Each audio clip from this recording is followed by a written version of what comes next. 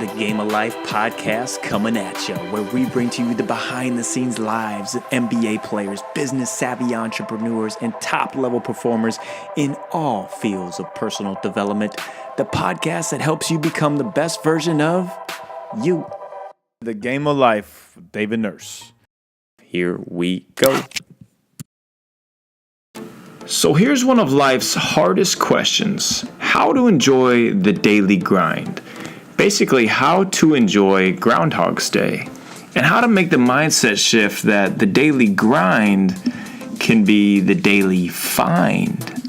So if you haven't seen the movie Groundhog's Day, first of all, what's wrong with you? It's a great movie. Go rent it tonight. But here's the basic premise. The main character, Bill Murray, goes through the same exact mundane day after day after day, painting through literally everything being the exact same.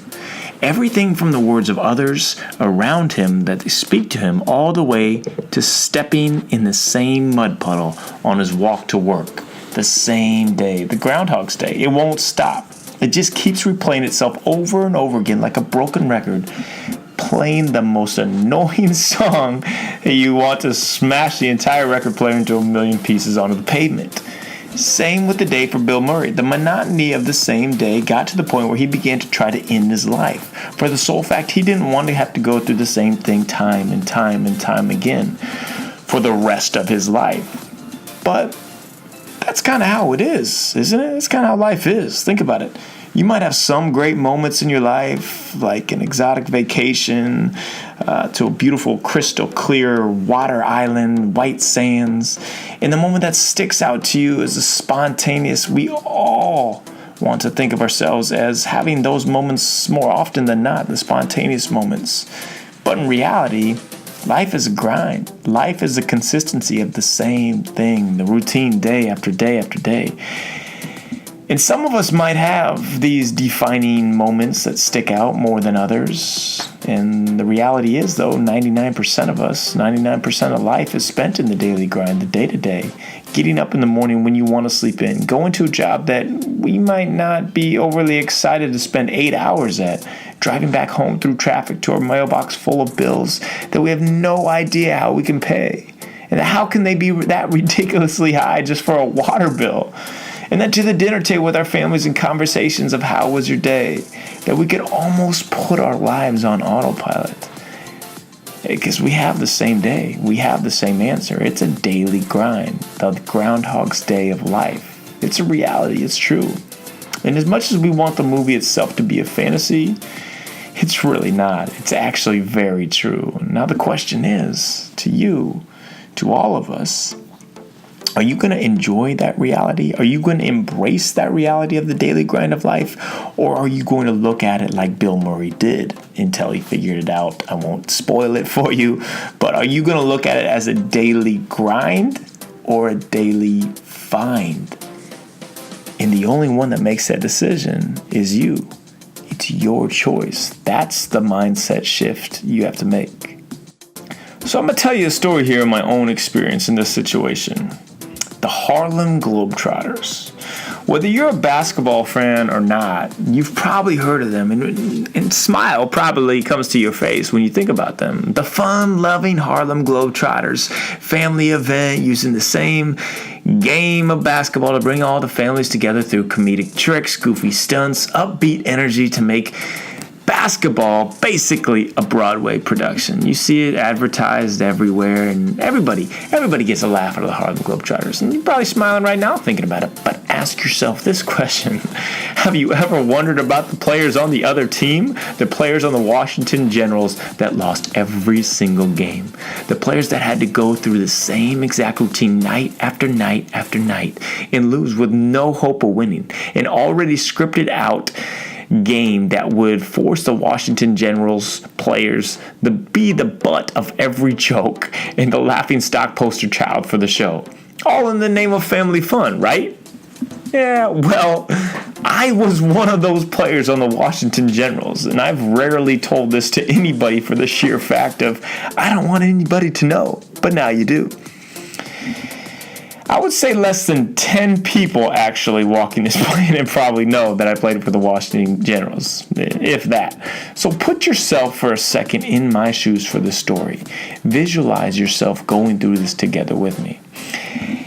As you know, a kid growing up with one passion in life and basically his whole world revolving around it, it was basketball for me. I lived it. I breathed it. Everything. Basketball.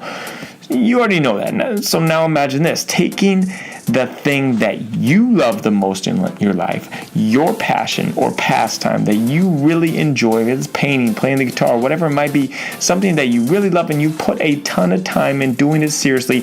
Now flip it completely on its head. And let's say now that your passion for fine art or painting turns into painting stick figures that thousands of people point at, make fun at, laugh at, get their pleasure out of seeing your horrible paintings, even though deep down you know you're so much better than that. Inside you're screaming out that you can produce a masterpiece that will blow everyone's mind. You have much more in you, but yet you have to do the finger painting, the stick figure every single day, day after day after day after day, the same constant Groundhog's Day grind. Now imagine that you get invited to go on a tour for your paintings. Well, at least you'll be able to see the world, and it'll suffice for the terrible daily monotony and depressing finger paintings that you have to produce, right? But wait, those amazing cities you're going to see actually turn into run-of-the-mill hotels, bus directly to the arena, and then on to the next city. You never see the outside. You never see the city. You rarely ever see the sun.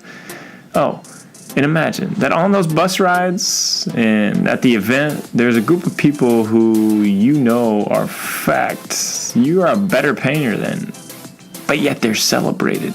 You know you can produce so much better work, but they're celebrating the others, aka the Globetrotters. They are the ones that get to paint the masterpieces. They are the ones that get the praise, the accolades, the preferential treatment. Not saying that that's what it means to you, but they're able to express who they are and what they love doing. And you know you're better than them. And this doesn't just happen a few times. This happens every single day, sometimes twice a day.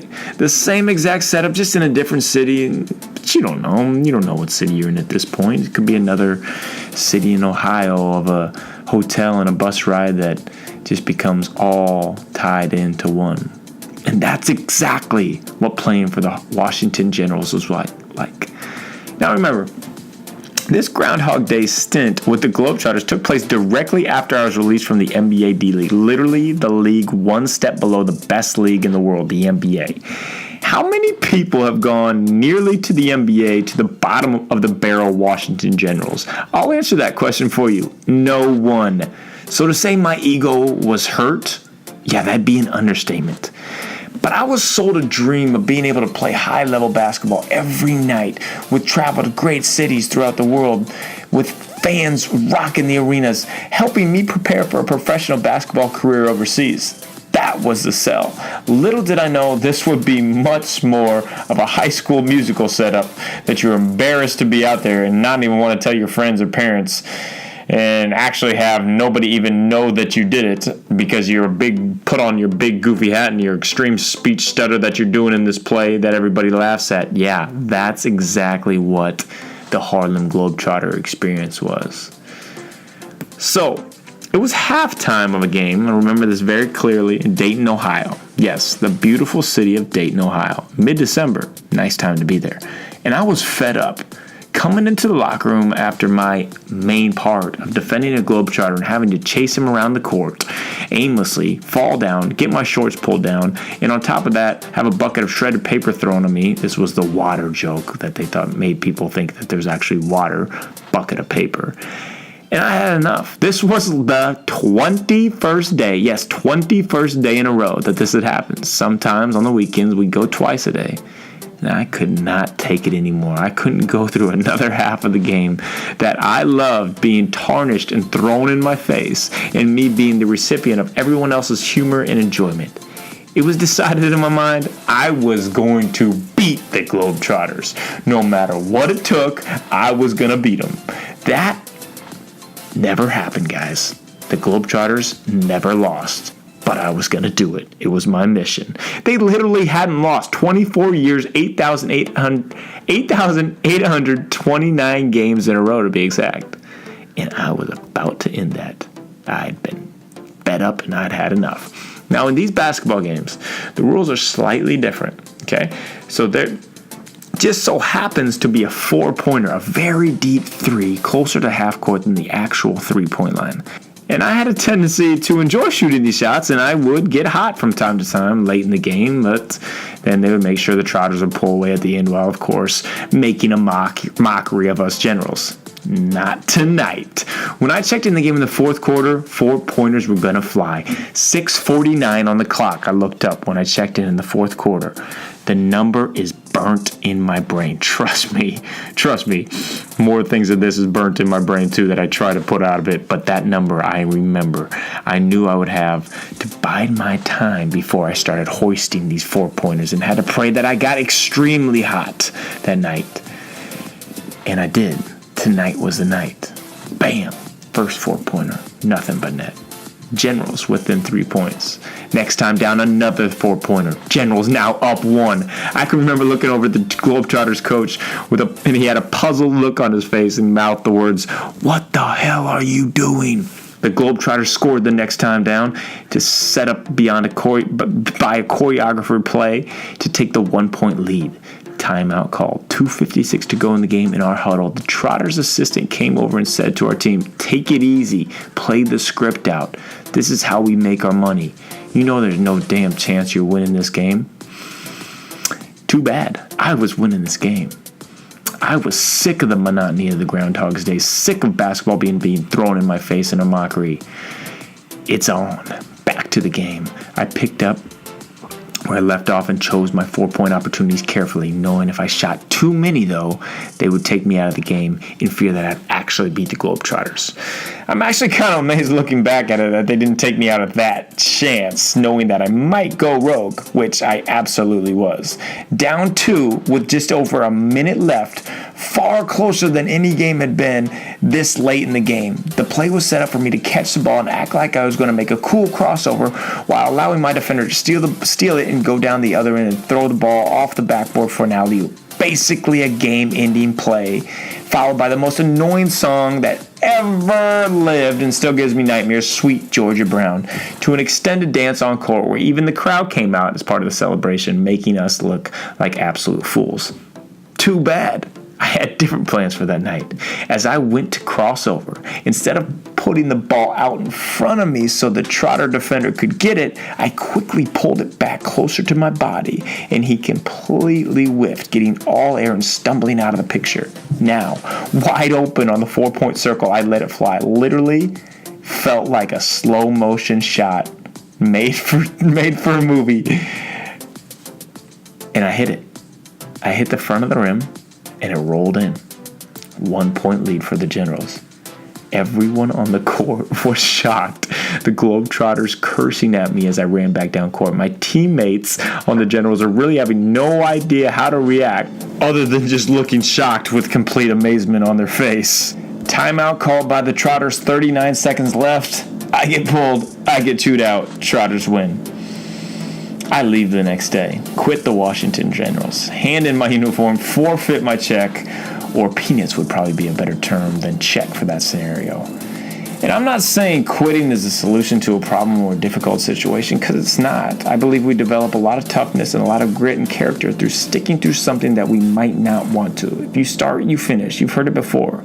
But when it's our lives, when it's a loss of another precious day to something we don't want to give our precious days to, then it isn't about developing toughness and grit. It's about not wasting another day just because we feel like we have to.